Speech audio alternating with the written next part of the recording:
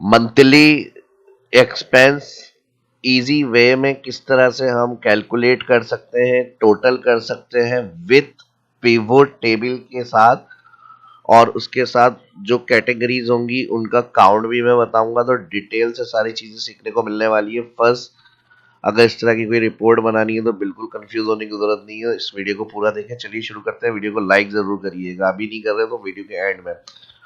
Microsoft Excel को open करेंगे। यहाँ पर फर्स्ट हमारे पास डेट कॉलम, जो किसी भी फर्म में है, आप किसी ऑफिस के अंदर है, कोई अपना बिजनेस कर रहे हैं, कोई ऑनलाइन बिजनेस कर रहे हैं आप, क्या अपने मंथली एक्सपेंस है, पर्सनल एक्सपेंस है, तो एक्सपेंस डेटा टाइप किया हुआ है सिंपल। जो जो एक्सपेंस है पूरे मंथ के हमने यहाँ रिकॉर्ड के अंदर। अब आपसे ये कहा जा रहा है कि जो कैटेगरीज हैं, यानी रेंट हो गया, एंटरटेनमेंट हो गई, एजुकेशन हो गया, ट्रांसपोर्टेशन हो गई, तो हर कैटेगरी को सिंगल कैटेगरी में लेकर आए। यानी जो हमने नॉर्मल कंटिन्यू हर डेट के हिसाब से अपनी एंट्रीज करी हुई है, तो उसको यूनिक करें, और यूनिक करने के बाद उनका टोटल आ जाए हमारे पास। तो इसके लिए हम आसानी से क्या कर सकते हैं, इसमें पहले तो सबसे पहले हम रनिंग टोटल ऐड कर लेते हैं। यहाँ पर एक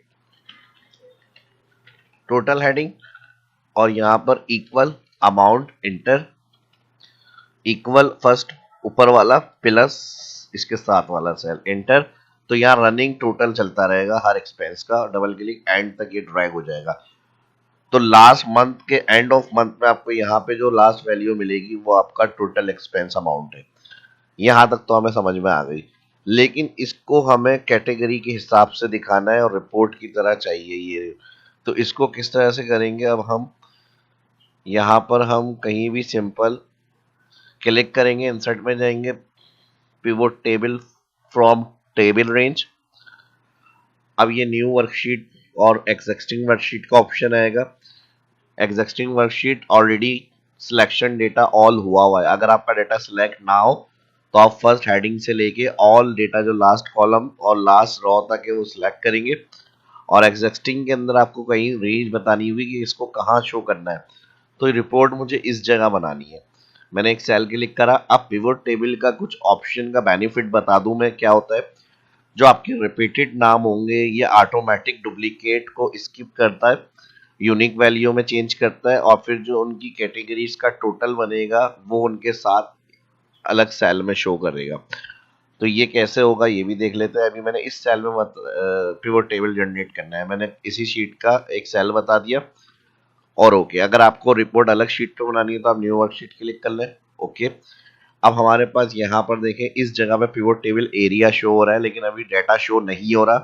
पिवोट टेबल जब भी हम बनाते हैं कभी भी डायरेक्ट डाटा ऑन नहीं होता है। इसके अंदर आपको पिवोट टेबल फील्ड्स मिलेंगी, और राइट साइड पे उसका ऑप्शन शो हो रहा होता है सारे पिवोट टेबल फील्ड्स के अंदर। अब इसमें जो आपके कॉलम्स होंगे डाटा के वो इधर आ रहे हैं। जैसे हमारे पास यहाँ पर date, category, description, amount, total था, तो date, category, description, amount, total. लेकिन हमें सब चीजें नहीं चाहिए, हमें सिंपल क्या चाहिए, कैटेगरी। और कैटेगरी को हम इन फील्ड में रखते हैं, फिल्टर, कॉलम, रो और वैल्यू। ये चार ऑप्शन होते हैं जिसमें पिवोट टेबल के अंदर डाटा हमें मिलेगा। अब ये पिवोट कॉलम रो क्या है, कॉलम अगर हम कोई हेडिंग को यहाँ से ड्रैग करेंगे कॉलम में तो उसके नाम 1 2 3 इस तरह से आगे बढ़ते जाएंगे कॉलम में। अगर मैं कैटेगरी या कोई भी कॉलम रखता हूँ रॉ में फील्ड, तो फिर वो 1 2 3 इस तरह रॉ के अंदर ऐड हो जाएगा डेटा। तो कौन सी चीज कॉलम, कौन सी चीज रॉ, और लास्ट होता है यहाँ पे वैल्यू। वैल्यू यानी कैलकुलेशन या फॉर्मूले वाला सेक्शन। तो यहाँ पर जो भी हमें कैलकुलेशन करनी है वो यहाँ पर ऐड होगा।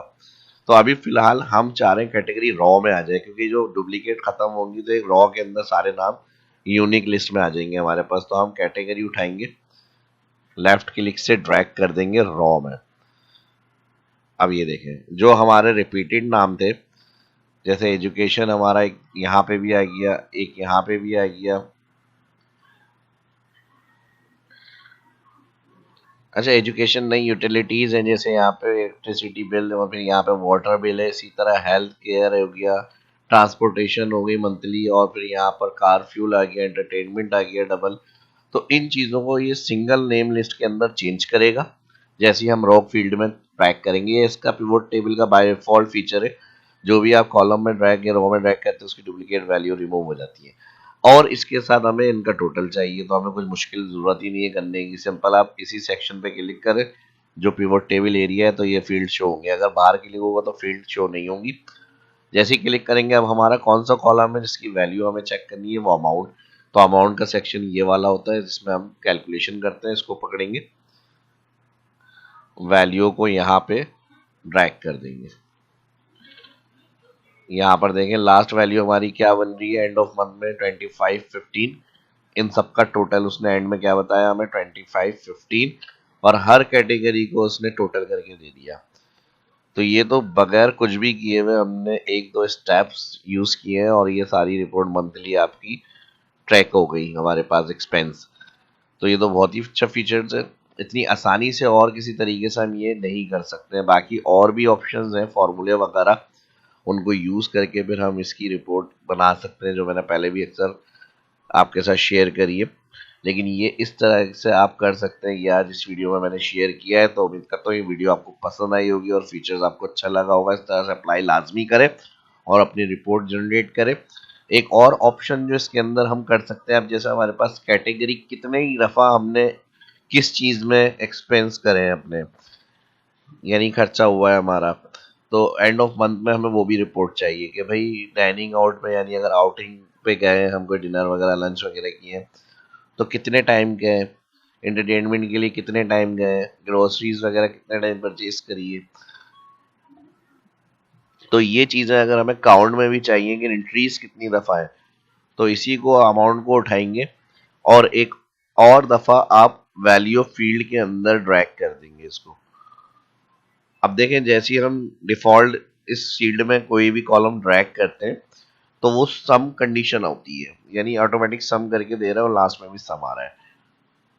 लेकिन हमें अपनी अभी इधर जो यूज करना है काउंट कि कितने टाइम है ये डाटा एंट्री के अंदर, क्योंकि ये तो मर्ज हो गया। मर्ज के बाद हमें कैसे पता चलेगा कि एंट्रीज कितनी दफा है, तो इसकी फील्ड को हम चेंज कर सकते हैं। चेंज करने के लिए इस पर right click, value field setting, value field setting में आ जाएंगे। यहाँ पे आपको सम, काउंट, एवरेज, मैक्स, मिनिमम, आपको जिस तरह की जरूरत है डाटा चेक करने में वो आप सिलेक्ट करें, काउंट ओके करें। अब ये देखें, डाइनिंग आउट के 2 दफ़ा आपके एक्सपेंस हुए, एजुकेशन 1 दफ़ा, एंटरटेनमेंट में 2 दफ़ा, ग्रोसरी 2 दफ़ा, और ट्रांसपोर्टेशन और यूटिलिटीज भी 2 दफ़ा है। तो ये भी आप इसमें आराम से कर सकते हैं। ठीक है जी। और इसके अलावा जब आप ये रिपोर्ट बनाएंगे, अगर आप चाह रहे हैं कि इसमें ये इसी तरह से रहे, तो आप इस तरह से भी ओके करके दिखा सकते हैं, चेक करवा सकते हैं। अब अगर आपका कुछ डेटा इस तरह है कि आप टाइमलाइन के हिसाब से अपनी वैल्यू शो करना चाह रहे हैं, सेल्स वगैरह, तो इसमें हमारे पास डेट कॉलम है, तो डेट लाजमी होनी चाहिए। तो ये आप ऑप्शन यूज कर सकते हैं जो मैं बताऊंगा। तो डेट के लिए, अगर हमारे पास मल्टीपल मंथ है, मैंने कुछ मंथ चेंज किए हुए, तो मुझे अगस्त में, जुलाई में, फेब में, इस तरह से इनके एक्सपेंस देखने हैं, तो मैं इसके लिए क्लिक करूंगा। और यहाँ पर पिवोट टेबल एनालाइज में हमारे पास होता है इंसर्ट स्लाइसर और इंसर्ट टाइमलाइन। तो अभी फिलहाल मैं डिस्कस कर रहा हूँ टाइमलाइन। टाइमलाइन जिस डेटा में आपका डेट ऑप्शन है उस पर ये अप्लाई होगा, वरना नहीं होगा ये ऑप्शन यूज आपका। अगर आपके पास पिवट टेबल भी बना हुआ है लेकिन उसमें डेट फीचर नहीं होगा, तो ये टाइमलाइन आपका वर्क नहीं करेगा। अब इसको हम ओके कर रहे हैं। ओके करने के बाद जैसे ही ओके करेंगे, देखिए इस तरह से ये बार बनी हुई आ जाती है। इसका मेन्यू आएगा टाइमलाइन का अलग से। इसको जैसे आपने स्टाइल वगैरह करना है अपने हिसाब से स्टाइल वगैरह दे सकते हैं इसको आप। और इसमें अब हमें ऑल मंथ है, जैसे यहाँ पे मुझे सिर्फ अगस्त चाहिए, अगस्त की रिपोर्ट, तो ये सारे अगस्त की रिपोर्ट दिखाएंगे। जुलाई में, जून में, अलग अलग अगर कैटेगरी होंगी इस तरह से भी आप देख सकते हैं। और प्लस पॉइंट स्लाइसर भी इसमें ऐड हो सकता है। कैटेगरी आप जो क्लिक करेंगे तो स्लाइसर उसको फिल्टर कर देगा। यहाँ पे आप इसी को आप क्लिक करें, पिवोट जहाँ से टाइमलाइन यूज किया है, click, insert, filter, slicer click करें, कैटेगरी पे चेक लगाएं, जितने कॉलम्स होंगे डाटा के आपके वो सारे नाम ऐड होंगे यहाँ पे, उस पर चेक लगाएं जिसको आपने यूज करना है कॉलम से। और यहाँ पर हमारे पास ये लिस्ट आ गई। अब ये बड़ी है लिस्ट, तो आप इसको रिसाइज भी कर सकते हैं इस तरह से।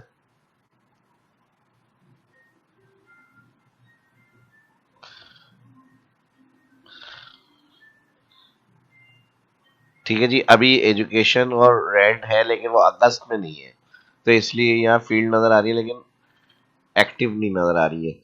अब हमारा फिल्टर का क्या काम है, मैं ऑल मंथ चाह रहा हूँ नॉर्मल हो जाए ये डाटा। अभी हमारी टाइमलाइन में जो क्लिक है वो नॉर्मल करने के लिए, क्योस के लिए। अब देखें इसमें ऑल डाटा आ गया। ठीक है जी, ऑल डाटा आ गया यहाँ पे। अब अगर हमें इसमें कोई एक कैटेगरी चाहिए तो हम यहाँ क्लिक करेंगे, क्रॉस करेंगे, दोबारा से आ जाएगा।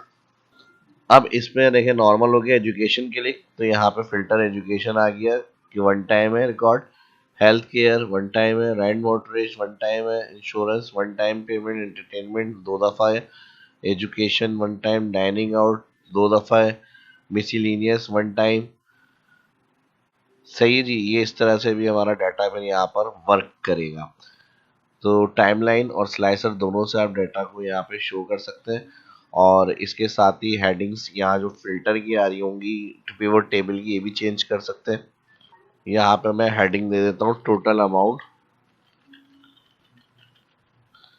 और यहाँ पे आ जाएगा category, number of count.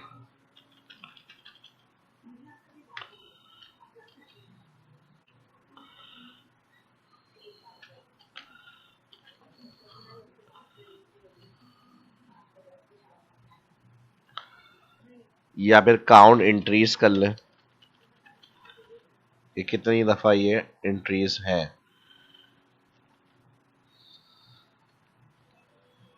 Double click, auto fit. और इसके फॉर्मेट्स के लिए इस पे क्लिक करेंगे डिजाइन, यहाँ से आप कोई कलर वगैरह भी इसमें अच्छा सा फॉर्मेट दे सकते हैं। ठीक है जी, ये ओके कर ले। टोटल में जो हमने कॉम्युलेटिव सम करा है इसको हमें डेटा बार से प्रेजेंट कर रहा हूँ। यहाँ पे जितने वैल्यू होगी उतने ज्यादा कलर से हाईलाइट हो रहा हो ये। ठीक है जी, और ये जो बॉर्डर है इसको मैं एडिट करूंगा, मैनेज रूल। इसमें जो हमने कंडीशन दी है डाटा बार में एडिट, और यहाँ से इसमें सॉलिड में नो बॉर्डर, ओके ओके और ओके कर देंगे। व्यू में ग्रिड लाइन में चेक नहीं चाहिए, अनचेक करें, तो आपका नॉर्मल डेटा इस तरह से आ जाएगा। तो इस वीडियो में इतना ही, मिलते हैं नेक्स्ट वीडियो के अंदर। अल्लाह हाफिज।